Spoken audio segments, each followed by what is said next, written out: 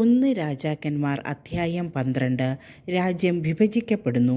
Israel ജനം തന്നെ രാജാവാക്കുന്നതിന് ശെക്കെമിൽ സമ്മേളിച്ചതിനാൽ Rehoboam അവിടെ വന്നു. നെബാത്തിൻ്റെ പുത്രനായ ജെറൊബോവാം ഇത് കേട്ടയുടനെ ഈജിപ്തിൽ നിന്ന് മടങ്ങിയെത്തി. സോളമൻ രാജാവിൽ നിന്ന് ഒളിച്ചോടിയ അവൻ ഇതുവരെ ഈജിപ്തിലായിരുന്നു. ഇസ്രായേൽ ജനം അവനെ ആളയച്ചു വരുത്തി. ജെറൊബോവാമും ഇസ്രായേൽ ജനവും റഹോബോവാമിൻ്റെ അടുത്തുവന്നു പറഞ്ഞു, അങ്ങയുടെ പിതാവ് ഞങ്ങളുടെ മേൽ വെച്ചത് ഭാരമേറിയ നുകമാണ്. ഞങ്ങളുടെ ജോലിയുടെ കാഠിന്യവും അവൻ വെച്ച നുകത്തിൻ്റെ ഭാരവും അങ്ങ് ലഘൂകരിക്കണം. ഞങ്ങൾ അങ്ങയെ സേവിക്കാം. അവൻ പറഞ്ഞു, നിങ്ങളിപ്പോൾ പോകുവിൻ, 3 ദിവസം കഴിഞ്ഞു വരുവിൻ. ജനം മടങ്ങിപ്പോയി. റഹോബോവാം തൻ്റെ പിതാവായ സോളമൻ രാജാവിൻ്റെ വൃദ്ധരായ ഉപദേശകന്മാരോട് ആലോചിച്ചു, ജനത്തിന് എന്തു ഉത്തരം നൽകണമെന്നാണ് നിങ്ങളുടെ അഭിപ്രായം? അവർ പറഞ്ഞു, അങ്ങ് അവർക്ക് വഴങ്ങി അവരെ സേവിക്കുകയും അവർക്ക് ദയാപൂർവം മറുപടി നൽകുകയും ചെയ്താൽ അവർ എന്നും അങ്ങയുടെ ദാസന്മാരായിരിക്കും. മുതിർന്നവരുടെ ഉപദേശം നിരസിച്ച് അവൻ തന്നോടൊത്തു വളർന്ന പാർശ്വവർത്തികളായ യുവാക്കന്മാരോട് ആലോചിച്ചു. അവൻ അവരോട് ചോദിച്ചു, അങ്ങയുടെ പിതാവ് ഞങ്ങളുടെ മേൽ വെച്ച നുകം ലഘൂകരിക്കുക എന്ന് പറയുന്ന ഈ ജനത്തിന് എന്തു മറുപടി നൽകണമെന്നാണ് നിങ്ങളുടെ അഭിപ്രായം? അവനോടൊപ്പം വളർന്നുവന്ന ആ യുവാക്കൾ പറഞ്ഞു, അങ്ങയുടെ പിതാവ് ഞങ്ങളുടെ നുകത്തിൻ്റെ ഭാരം കൂട്ടി, അങ്ങ് അത് കുറച്ചു തരണം എന്ന് പറഞ്ഞ ഈ ജനത്തോട് പറയുക. എൻ്റെ ചെറുവിരൽ എൻ്റെ പിതാവിൻ്റെ അരക്കെട്ടിനേക്കാൾ മുഴുപ്പുള്ളതാണ്. അവൻ ഭാരമുള്ള നുകം നിങ്ങളുടെ മേൽ വെച്ചു, ഞാനതിൻ്റെ ഭാരം കൂട്ടും. അവൻ നിങ്ങളെ ചാട്ടകൊണ്ട് അടിച്ചു, ഞാൻ മുൾച്ചാട്ട കൊണ്ട് അടിക്കും. രാജാവിൻ്റെ നിർദ്ദേശമനുസരിച്ച ജെറൊബോവാമും ജനവും 3-ാം ദിവസം റഹോബോവാമിൻ്റെ അടുക്കൽ വന്നു. മുതിർന്നവർ നൽകിയ ഉപദേശം അവഗണിച്ച് രാജാവ് ജനത്തോട് പരുഷമായി സംസാരിച്ചു. യുവാക്കളുടെ ഉപദേശമനുസരിച്ച് അവൻ പറഞ്ഞു, എൻ്റെ പിതാവ് നിങ്ങളുടെ മേൽ ഭാരമുള്ള നുകം വെച്ചു, ഞാനതിൻ്റെ ഭാരം കൂട്ടും. എൻ്റെ പിതാവ് നിങ്ങളെ ചാട്ടകൊണ്ട് അടിച്ചു, ഞാൻ മുൾച്ചാട്ട കൊണ്ട് അടിക്കും. രാജാവ് ജനത്തിൻ്റെ അപേക്ഷ കേട്ടില്ല.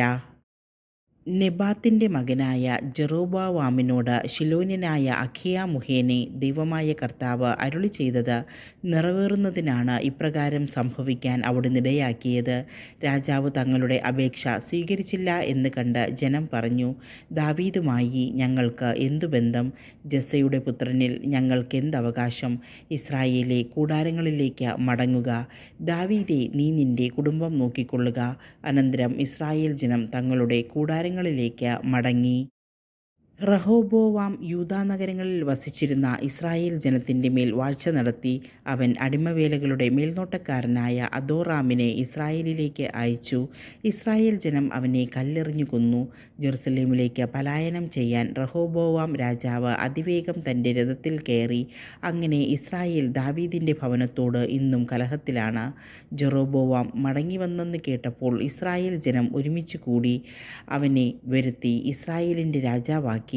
യൂദായുടെ ഗോത്രമൊഴികെ മറ്റൊന്നും ദാവീദിൻ്റെ ഭവനത്തെ അനുഗമിച്ചില്ല. സോളമൻ്റെ പുത്രൻ റഹോബോവാം ജെറുസലേമിൽ നിന്ന് ഇസ്രായേലിനോട് യുദ്ധം ചെയ്ത് രാജ്യം വീണ്ടെടുക്കാൻ യൂദായുടെയും ബെഞ്ചമിൻ്റെയും ഗോത്രങ്ങളിൽ നിന്ന് യുദ്ധവീരന്മാരായ 1,80,000 പേരെ ശേഖരിച്ചു. എന്നാൽ പ്രവാചകനായ ശെമായായോട് ദൈവം അരുളി ചെയ്തു, യൂദായിലെ രാജാവും സോളമൻ്റെ മകനുമായ റഹോബോവാമിനോടും യൂദായുടെയും ബെഞ്ചമിൻ്റെയും ഭവനങ്ങളോടും മറ്റ് ജനത്തോടും പറയുക, കർത്താവ് അരുളി ചെയ്യുന്നു, നിങ്ങൾ മുൻപോട്ട് പോകരുത്. നിങ്ങളുടെ സഹോദരരായ ഇസ്രായേൽ ജനത്തോട് യുദ്ധം ചെയ്യരുത്. വീടുകളിലേക്ക് മടങ്ങുവിൻ. ഞാനാണ് ഇത് പറയുന്നത്. കർത്താവിൻ്റെ വാക്ക് കേട്ട് അവർ മടങ്ങിപ്പോയി.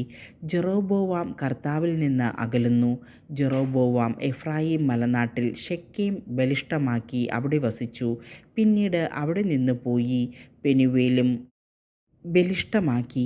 അവൻ ആത്മഗതം ചെയ്തു. ദാവീദിൻ്റെ ഭവനത്തിലേക്ക് രാജ്യം തിരികെ പോകും. ഈ ജനം ജെറുസലേമിൽ കർത്താവിൻ്റെ ഭവനത്തിൽ ബലിയർപ്പിക്കാൻ പോയാൽ യൂദാ രാജാവായ റഹോബോവാമിൻ്റെ നേർക്ക് അവരുടെ മനസ്സ് തിരിയുകയും അവർ എന്നെ വധിച്ചതിന് ശേഷം അവനെ അനുഗമിക്കുകയും ചെയ്യും. അതിനാൽ രാജാവ് ഒരു ഉപായം കണ്ടുപിടിച്ചു. സ്വർണം കൊണ്ട് 2 കാളക്കുട്ടികളെ നിർമ്മിച്ചിട്ട് അവൻ ജനത്തോട് പറഞ്ഞു, നിങ്ങൾ ജെറുസലേമിലേക്ക് പോകേണ്ട. ഇസ്രായേൽ ജനമേ, ഇതാ ഈജിപ്തിൽ നിന്ന് നിങ്ങളെ മോചിപ്പിച്ച ദേവന്മാർ. അവൻ അവയിലൊന്നിനെ ബഥേലിലും ഒന്നിനെ ദാനിലും പ്രതിഷ്ഠിച്ചു. ഇത് പാപമായി തീർന്നു. ബഥേലിലെയും ദാനിലെയും പ്രതിഷ്ഠകളുടെ അടുത്തേക്ക് ജനം പൊയ്ക്കൊണ്ടിരുന്നു. അവൻ പൂജാഗിരികളുണ്ടാക്കി ലേവി ഗോത്രത്തിൽപ്പെടാത്തവരെ പുരോഹിതന്മാരാക്കി. യൂദായിൽ ആഘോഷിച്ചിരുന്ന തിരുനാളിന് തുല്യമായി ജെറൊബോവാം 8-ാം മാസം 15-ാം ദിവസം ഒരു ഉത്സവം ഏർപ്പെടുത്തി. ബലിപീഠത്തിൽ അവൻ ബലികളർപ്പിച്ചു. താൻ നിർമ്മിച്ച കാളക്കുട്ടികൾക്ക് ബഥേലിൽ അവൻ ഇപ്രകാരം ബലിയർപ്പിച്ചു. പൂജാഗിരികളിൽ നിയമിച്ചിരുന്ന പുരോഹിതന്മാരെ ബഥേലിൽ നിയമിച്ചു. അവൻ 8-ാം മാസം 15-ാം ദിവസം സ്വാഭീഷ്ടപ്രകാരം നിശ്ചയിച്ച ദിവസം ജനത്തിന് ഒരു ഉത്സവം ഏർപ്പെടുത്തുകയും ബഥേലിൽ താൻ പണിയിച്ച ബലിപീഠത്തിൽ ധൂപാർച്ചന നടത്തുന്നതിന് ചെല്ലുകയും ചെയ്തു.